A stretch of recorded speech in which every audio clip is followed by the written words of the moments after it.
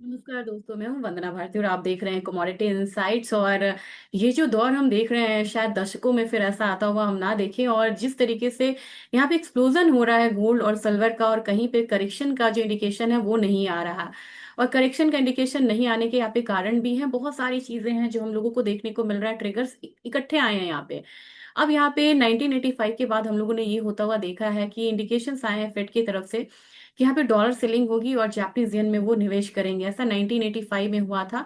और ये balancing factor होता है क्योंकि जापानीज येन में आपने देखा है कि काफी ज्यादा गिरावट आई है।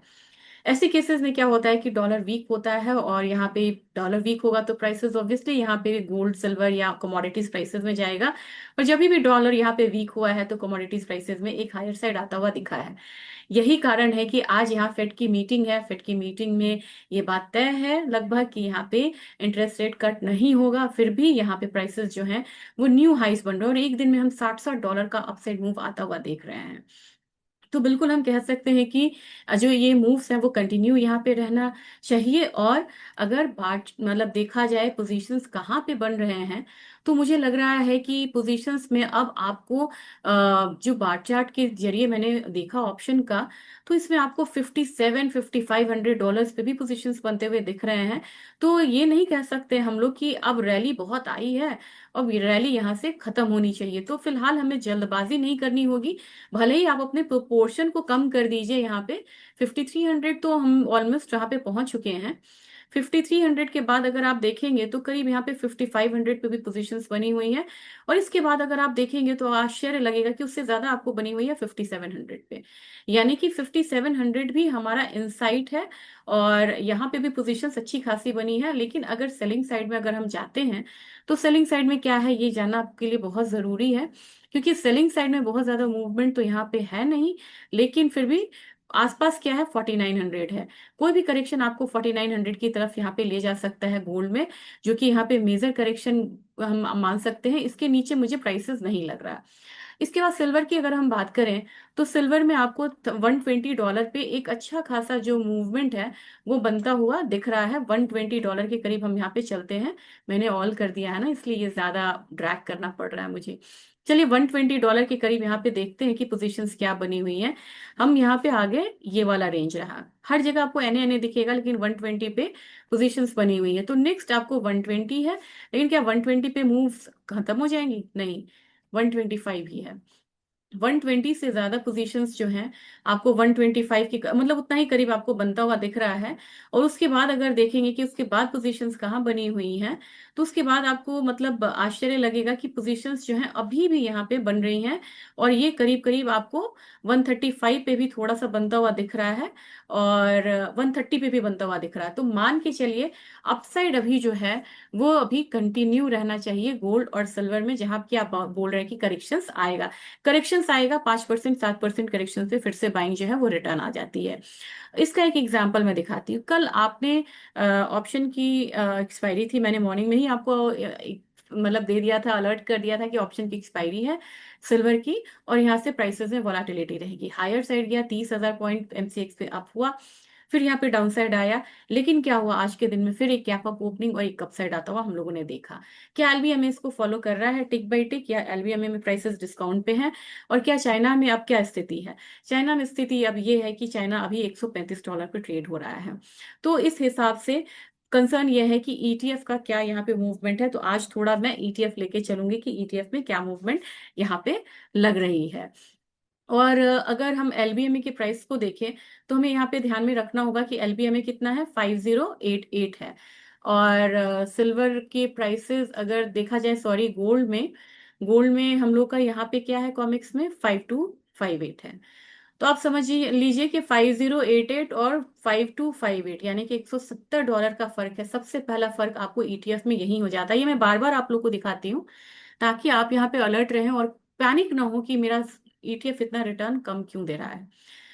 115 डॉलर इसको मान लेते हैं कॉमिक्स में, लेकिन एलबीएम में सिल्वर प्राइसेस क्या है, ये करीब आपको 109 डॉलर मान के चलिए, या 111 डॉलर मान के चलिए कि ये प्राइसेस आपको एलबीएम में है। अब हम यहाँ पे थोड़ा सा कन्वर्ट करेंगे कि कन्वर्जन के बाद ये प्राइसेस कहाँ तक आता है। तो कन्वर्जन के प्राइस बाद ये प्राइसेस जो है वो कहाँ तक आता है, इसको शेयर करेंगे एक एक्सेल शीट के साथ। और यहाँ पे मैं शेयर कर रही हूँ इस एक्सेल शीट को। तो आपने देखा था कि एक्सेल शीट पे गोल्ड जो है वो कितना था, 5088 था। तो हमने करा 5088, 508 जैसे ही करिएगा तो कन्वर्जन के बाद आपका जो 10 ग्राम का प्राइस है वो आ जाता है 1,58,965। इसको हम मान लेंगे 159 के करीब। और सिल्वर में कितना था, 1111 था, 111। तो यहाँ पे ये आ रहा है आपको कितना, फाइनल प्राइस आ रहा है आपको ये वाला आ रहा है। तो इसको हम 345 लगा लेते हैं, 345। और ये हमारा रहा 159।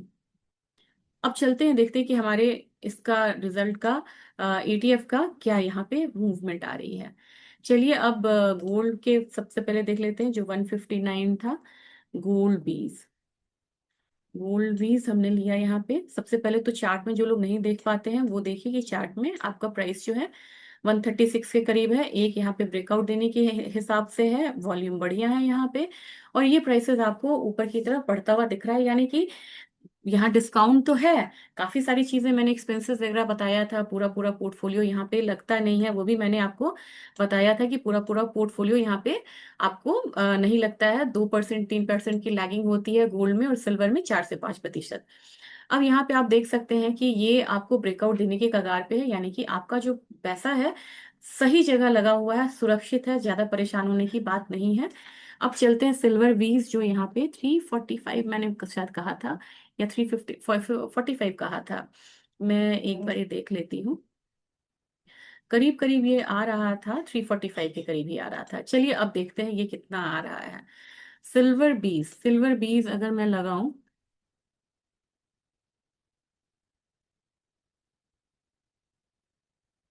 थोड़ा सा वेट करेंगे। और ये आपको 345 की जगह पे ये आपको आ रहा है 337 के करीब। मत परेशान होइए, आपका जो सिल्वर और गोल्ड ETF है ये आपको बढ़िया रिटर्न दे रहा है। एक ऐसा एसेट जिसमें आपको एंट्री और एग्जिट इतनी आसान है, और वहां पे आपको बहुत ज्यादा पैनिक नहीं होना चाहिए। चलिए अब इस एसेट की बात की है तो ETF के बारे में एक और चीज आपको दिखा दूं मैं। ये ETF है, मंडे कितनी ट्रेडिंग हुई है सिल्वर में, ये एक हम देखते हैं। मंडे अगर मैं बाहर के ETF की बात करूं तो सबसे बड़ा ETF होता है I share silver trust. $40 billion का ट्रेडिंग वॉल्यूम आया है मंडे को। इसके बाद ही आपको S&P का 500 है, फिर आपको नेस्डेक है, एनवीडिया है, मतलब सबको इसने सरपास कर दिया। अब आप कहेंगे कि हम अंदाजा कैसे लगा, मैंने लिखा ETF इन एक्शन, अंदाजा कैसे लगाएंगे? अंदाजा आप इस बात पे लगाएंगे कि सिल्वर की ETF में ऑन एन एवरेज जो डेली वॉल्यूम होती है वो $2.6 बिलियन की होती है। यहाँ पे कितना आ गया, $40 बिलियन।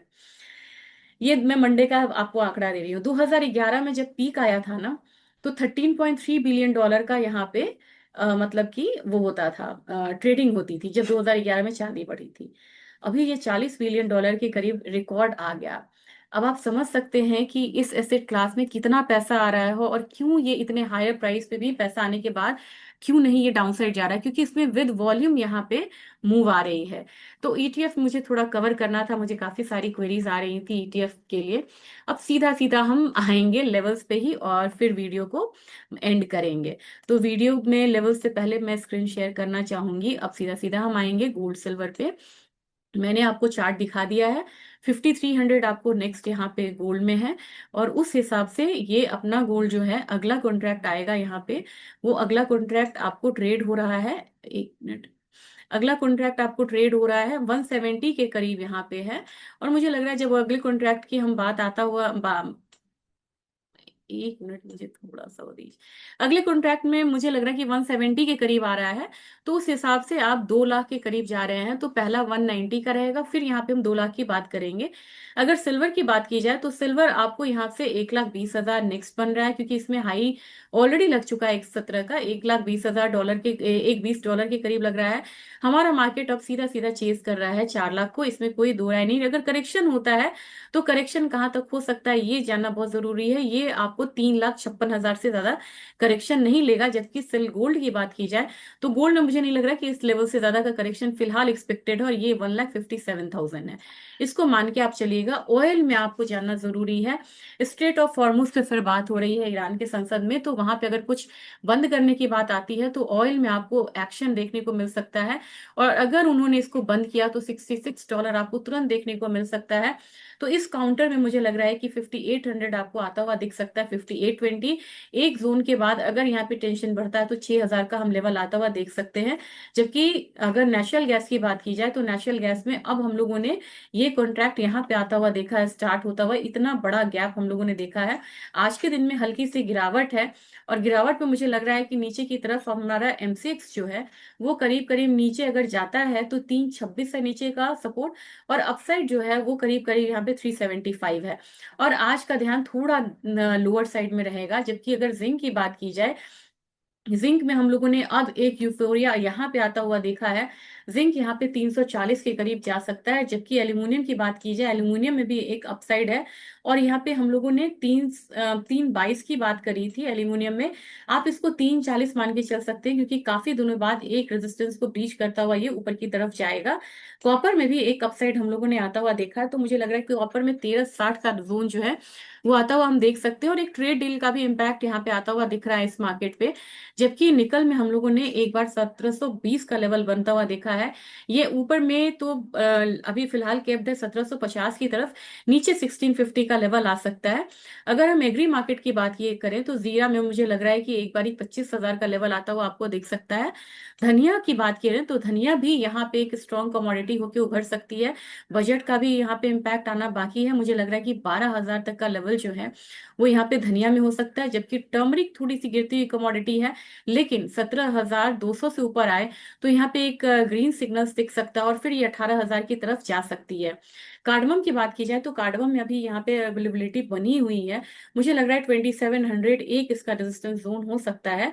जबकि ग्वारगम की बात की जाए, ग्वारगम अभी फिलहाल एक डाउनसाइड लेगा और 10,300 आ सकता है। ग्वारसीड यहाँ पे अगर करेक्ट होता है तो मुझे लग रहा है कि ग्वारसीड में अब करेक्शन जोन बनेगा तो ये सपोर्ट लेगा 5470 वाला। तो अब यहाँ पे ग्वारगम ग्वारसीड में हल्की सी बिकवाली जो है वो हावी रहेगी। जबकि कोरकुड में आप 3500 का लेवल भी आता हुआ देख सकते हैं, और कैस्टर मुझे लग रहा है कि एक रिकवरी लेके 6560 वाला जोन जो है वो दिखा सकता है। आज के दिन वीडियो को एंड करने से पहले आपको इकोनॉमिक कैलेंडर देखना बहुत जरूरी है, क्योंकि आज आने वाला है आपको फेड का डेटा, वो काफी इंपॉर्टेंट होगा। और ट्रम्प की स्पीच है वो कल मतलब आता है, लेकिन इम्पैक्ट उसका, लेकिन आपको जानना चाहिए। और बैंक ऑफ कनाडा का भी इंटरेस्ट रेट डिसीजन है जो कि अनचेंज रहने की उम्मीद है, और क्रूड ऑयल इन्वेंट्री भी है। कल का डेटा अगर आप देखें तो आज रात में आएगा, इसलिए हमारे यहाँ कल दिखा रहा है। फेड का इंटरेस्ट रेट डिसीजन है, ये 3.75% पे अनचेंज रहने की यहाँ पे उम्मीद है। तो आपको रात में जो वोलेटिलिटी होगी उसका इम्पैक्ट यहाँ पे आपको कल सुबह देखने को मिलेगा, फेड में जो भी डिसीजंस लिए जाएंगे या जो उनका स्टेटमेंट आएगा। तैयार रहिएगा, कोशिश करिएगा कि सेल पोजीशन तो यहाँ बिल्कुल ही मत लीजिए, सेल की बात नहीं बन रही है। और डेरिवेटिव मार्केट में आप पोजीशंस हल्की जरूर यहाँ पे रख सकते हैं। Thank you.